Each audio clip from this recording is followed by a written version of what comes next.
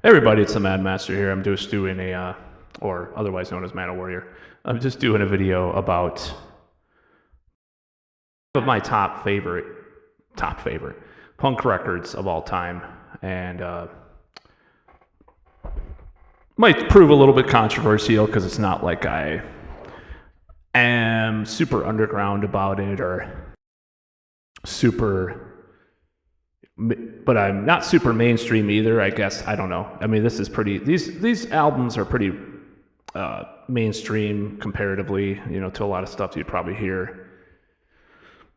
Some more than mainstream, particularly maybe the first one. But I don't have a real order that I, give these records per se. But I decided to maybe just.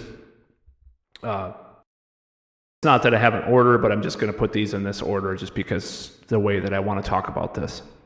So, first one I wanted to say is a compilation. It doesn't really count as an actual album. It's GG Allin, Band in Boston. So, the story behind that is in high school, one of my best friends became kind of a while, and he kind of maybe a little bit was into the idea of acting, like GG Allin in some ways, just a little bit, I mean, some of the people he hung out with were actually making fun of like straight edge punks that were in our high school, and he said, if you don't drink, fight, or fuck, you're not punk. It was pretty funny. But by GG Allin, drink, fight, and fuck. So it's kind of funny. But I, was very wary about GG Allin. I was kind of a little bit of I don't know. I was very back then, that I later calmed down about. I'll just say that. I just didn't really like GG Allin. But he would play some of his early material. I was like, yeah, I didn't get it, Back then I had I don't know, I just didn't get it. I kind of thought it was cool, but I think he just played 1980s rock and roll, which is also on this album, and I was like, what the hell is this? He would mainly play later GG. So, but in the early 2000s, I think it was one of those LimeWire downloads that I got. If you remember, if anybody remembers those pirate websites like LimeWire, and it's after Napster made its claim, BitTorrent, anything with BitNet, Bitcoin, BitChute, a lot of the same people. Oh, I'm gonna get into Bitcoin. Now they're millionaires and stuff. These crazy fucking like somewhat edgy people that got into that stuff, at an early time, I was, part of that a little bit, but not enough, obviously, because I'm not a millionaire. But this band in Boston is the reason not always wasn't always and always should be, or what is it? Yeah, always was, is, and always shall be, is because the mastering or whatnot of that album, that's the remaster, are sped up a little bit, and I do not like how they do that. And it's like a half step, if you know music theory, higher than the original album or original songs. So this album represents that to me because it's most of that album. I believe it's the whole thing. But it also and if you don't know about early GG Allin, it's kind of like very influenced by like late 60s proto-punk, and which was like the studio and stuff like that. And MC5 even, because the guitarist from MC5 is on a couple of songs on here because he did a little project with him, Wayne Kramer. So the New York Dolls, early 70s influences, and I think, as I got into more stuff, I was like, wow, this just sounds like they would recorded some of these songs back in the early 70s or late 60s even, like, Unpredictable and stuff. Plus, it has a little bit more of his hardcore stuff like Dead or Alive, but it's still very melodious and has this edge to it. I thought, at first I was like just laughing because I love the lyrics and stuff, but it's just so, so I get into that, G.G. Allin a little late, so, because my sensibilities have changed as far as like, well, I can't like that because of this or this or this, and I was kind of trying to rebel against people that like more scumbags than growing up, so, but the early stuff just has this catchiness and actual musicality to it that wasn't as prominent in later Gigi. I'd say Brutality and Bloodshed for exception, even though he changed his vocal style. So I think that album, is like kind of a return to the early stuff in a way, but with more of a hardcore edge to it. So it's a compilation. It has some live stuff. It has some, it has a lot of the first album on it, and it has some awesome songs, like even Living Like an Animal, which later became, did a Scumfucks, it became Fucking the Dog. No Rules, which is, almost an early hardcore song, but it's so catchy. I'll Fuck Up. And the infamous or famous Give Me Some Head, which is probably my favorite. It's very vulgar, but not in the it is really offensive too. But on the way, the later stuff is just like more transgressive. It's just more like, a little more innocent. Not really, but not that much more innocent. But yeah, I love that album. That's what I got to say about that. It's a compilation, but I can't stop listening to it once I listen to it. And I guess I probably always did like it, just like a lot of albums. But it just took me a while to admit it and then actually listen to it regularly, because I was such a little almost Christian chode for so long. So let's see, what is the next one? So this is where the controversial album comes in as far as what I like in some of my favorite punk, quote unquote, ever. And recently, I've gotten into some of the roots of this band because I bought Johnny Thunders, LAMF, and New York Dolls and stuff. It's one of the most famous punk albums of all time. But I got into this. So I had this teacher in middle school. This is the time when I got into metal was when I was 10, almost 11, and then I got into, I brought home this Suicidal Tendencies record, or was Possessed Escape, the maxi single with the poster. So I was like, what's this punk rock thing, So I was in 6th grade, and my teacher dubbed me a tape with all this, some of it was kind of shitty, just CBGB's, fucking post-punk, new wave kind of stuff, or, quote, New York punk, which is a lot different. But he also had most of the Nevermind the Bollocks album on there, and I really it just spoke to me. I just love the attitude and the catchiness of the songs. So even though it's kind of nail punk rock albums you could admit to liking, and there's the whole controversy with Sex Pistols essentially being an assembled / quote unquote boy band, I still love it. I don't care. It's actually a really slick production. Spunk, unofficial release. Well, they actually made it official. It's very different than that, but the only thing that it's missing is Glenn Matlock, because if you listen to the Spunk album, his bass lines are fucking amazing. They're actually too good for a punk, and that's probably why he kicked him out. But the bass on this isn't as good as that, but still great though. I think sound to it and attitude, I love listening to it, and even though it's one of the most cliched things you can admit to liking, I don't give a fuck what people think. Some of my stuff is more mainstream. I could listen to the most necro black metal and say I'm hoisting you because I listen to this underground band or whatever.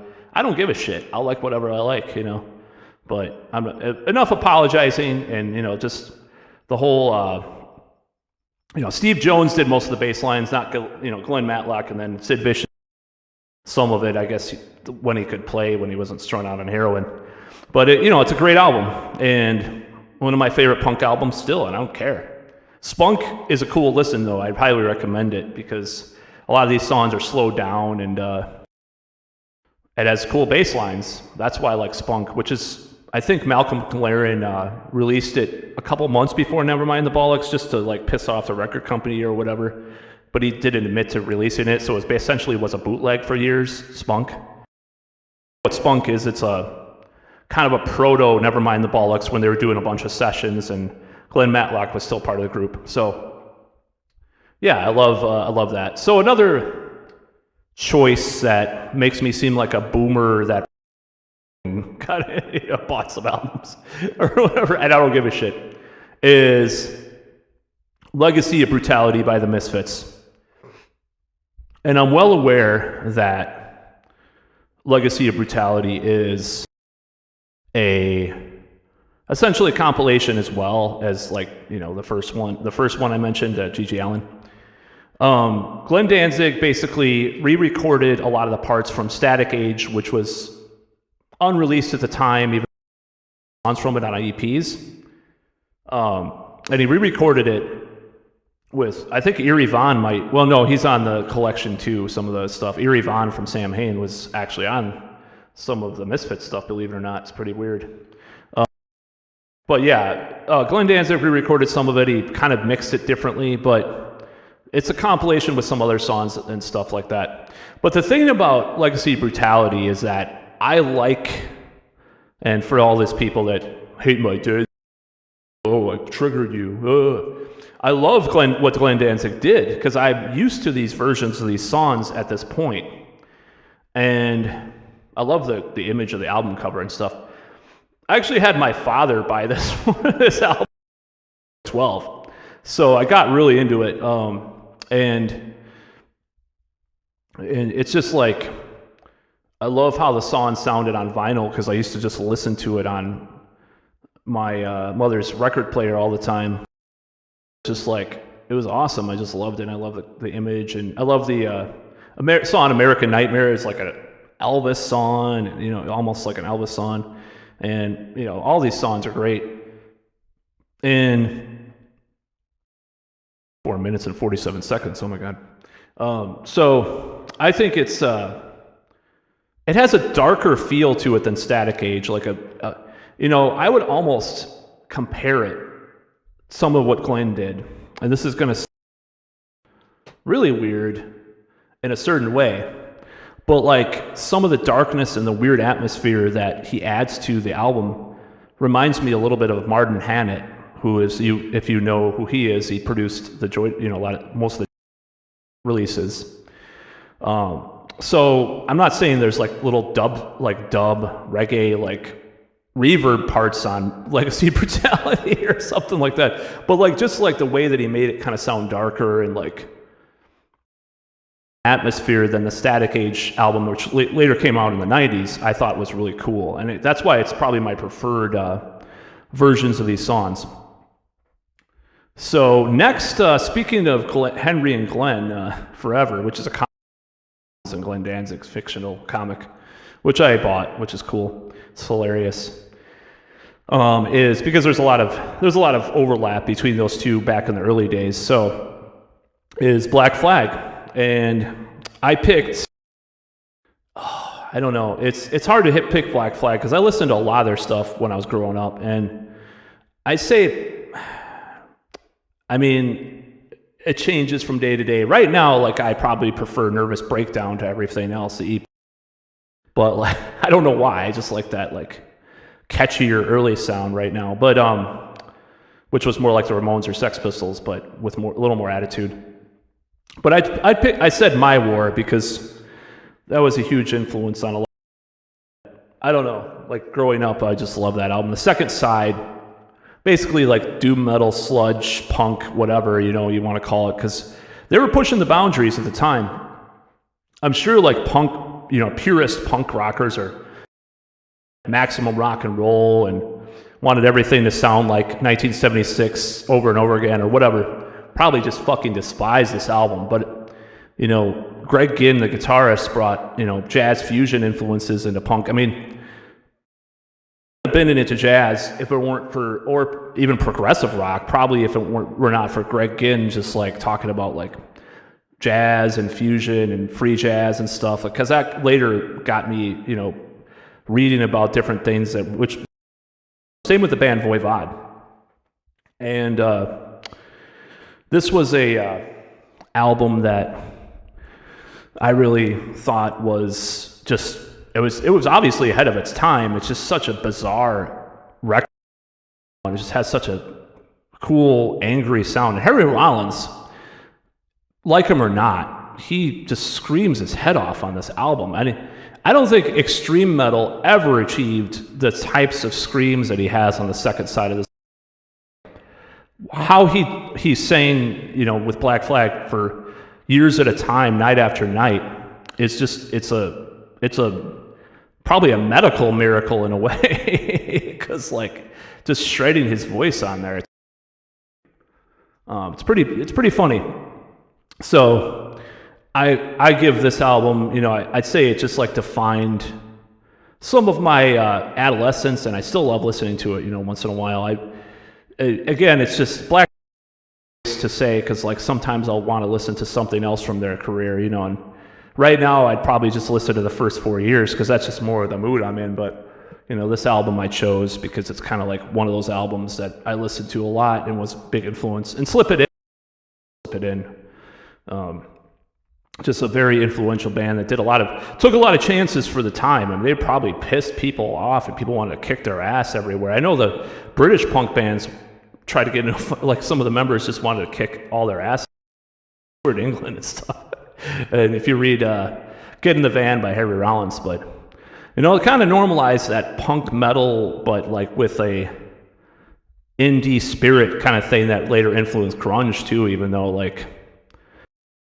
grunge became a cliche too, but so it's pretty cool stuff. So last but certainly not least in this list is Dirty Rotten Imbeciles' first album, which the version that I got was essentially a compilation of that and their first EP and a couple other assorted tracks, because I had this tape when I was about 12 years old. A lot of this stuff I got into when I was 12.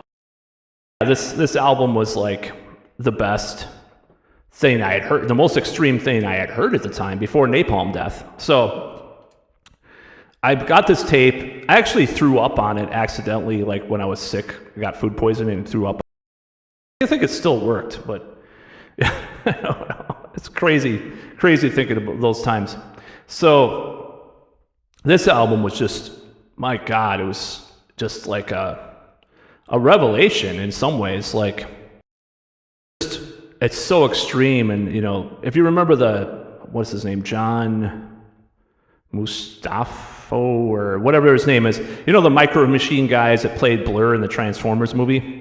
It was like listening to that guy, like just sing like for a band, because like Kurt Brecht was just so saying the lyrics so fast, and they're all political or satirical, not in the same way as Dead Kennedys, not as bitingly like sarcastic as Dead Kennedys, but still like very political and biting lyrics, which some of my friends would make fun of sometimes, but like it's pretty funny.